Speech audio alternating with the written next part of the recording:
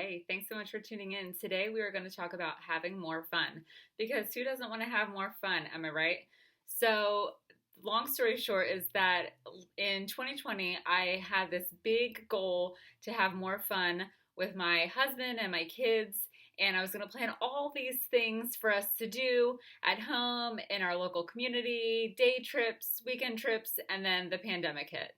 And so that really put a wrench in the plans, or so I thought until because at that point we were stuck at home and we were just taking it one day at a time. And so I had this thought in my mind that because we were stuck at home, we weren't having fun. It wasn't the same kind of fun as if we had been taking day trips and going places and exploring.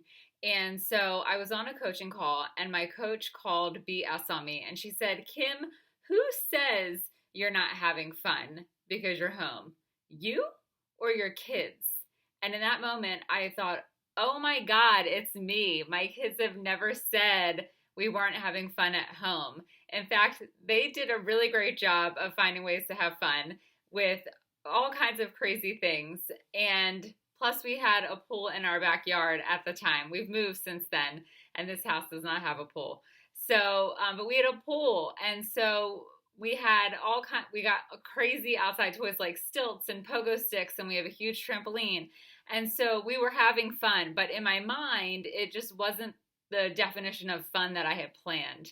And so I started telling myself a story about how their memories that they were going to have of their childhood weren't going to be good because we weren't out going places and seeing things and doing things, and it was just that we were stuck at home again and how that was awful. And so I realized two things. One, I needed to change my story. And so oftentimes we tell ourselves stories because we're trying to make a meaning of what's going on in our life. We're trying to justify the things that are going on, explain it with our rational brain. And at the end of the day, the story usually isn't 100% true. So I was telling myself this story that we weren't having fun because we couldn't go anywhere because we were on lockdown for the pandemic. And I share this with you today because the same story has started to creep in a little bit because now we've moved and we're just getting settled into our new house, and my time is spent unpacking boxes. And so I'm thinking to myself, oh my gosh, I'm busy unpacking and we're not doing anything that's fun. And so this is bad. We're going back to the same thing that we did during the pandemic, and then the same thing I felt before the pandemic. And this is bad. This is bad. And so I have to stop myself and ask myself, is the story I'm telling 100% true? If the answer is yes, okay, we'll work through that. But if the answer is no, we'll work through that differently. So if it was true, then I could say, okay, I need to reevaluate. What am I prioritizing that should not be prioritized at the moment? How can I find a way to unpack and get my family settled into our new home and still find ways to adventure in our new community and still have fun in ways that are not in the house? Now, easier, easy. Got it done. However, the story I'm telling myself is not true because in this house, my girls are actually going outside and without me and having fun with each other outside playing volleyball and exploring our new backyard. And they're having fun. And they're exploring our new house. So just to give you a little bit of a backstory, our house was built in 1730, a portion of it. So we have a bomb shelter in the basement from the 50s or the 60s, and there's cool things in there. And they're just exploring the house and seeing all the different quirks and characteristics that this house has that our other house doesn't have. And so they're having fun. It's an adventure moving. They're having fun unpacking and getting their new room set up. So it's me who's not having fun unpacking the whole house. And that is where the story comes from of, oh my gosh, we're not having enough fun. It's because my story isn't fun. Granted, it is exciting to move and I'm enjoying the adventure, but I've unpacked a lot of boxes and I think to myself, if I see one more box, I'm going to lose my mind. So then I'm also thinking, okay, we are now going to start living a minimalist lifestyle because I don't want to have to put all this stuff away. But so it's me. The story is coming from me, not from anyone else, not my kids, not my husband, me. The not fun story is my story, no one else's story. So I don't want to put my story on someone else because it's not their story. And I don't want to make that their truth because it's not their truth. It's my truth. So I need to manage myself and say, okay, things don't feel so fun right now. I need to change my energy. I need to do something to change the energy flow within myself so that I can feel like I'm having fun. And it could be something simple like putting music on, some good dance music to jam out to while I'm unpacking. It can be that I actually go outside and explore the new backyard too, or go for a run or something, but just get out and change the energy instead of being stuck in the house, focusing on how many boxes are still left to unpack and where am I going to put this stuff. So that's really the thing is that, it starts off as a story that we tell ourselves. So I was telling myself, oh, we're not having enough fun and we need more fun. And that's part of it, but it's figuring out, where is that story coming from? Is it because my kids said they're not having fun? Nope. It's my story. I'm the one who said I'm not having fun, or I don't feel like we're having enough fun. We're not making these big, huge memories. But in this moment, the big, huge memory is that we've just bought and moved into a new home. And so we're getting settled there. That's the memory for this time right now. And that's okay. We have time. We're not moving. This is it. This is the last move. So we have time beyond time to go explore our new community and see what it has to offer and the surrounding area, because we've moved into a new state and neither my husband and I are from this state. So there's lots to do and explore to have fun. And part of this story is, oh my God, we're not having enough fun. It stems from my own childhood memories of not having enough fun. Oh, we didn't do anything on the weekends. We sat home. I don't want that same memory for my kids. And so the story is actually a multi-layered story. So surface level, it's, oh, we're not having fun because we're moving and I'm unpacking.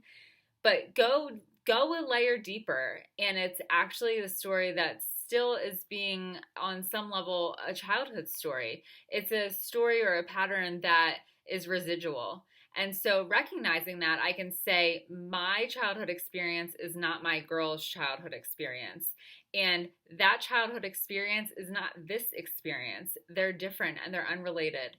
And so knowing that helps. And if you really do want to have more fun, that's fantastic. That's great. Like, who doesn't want to have more fun?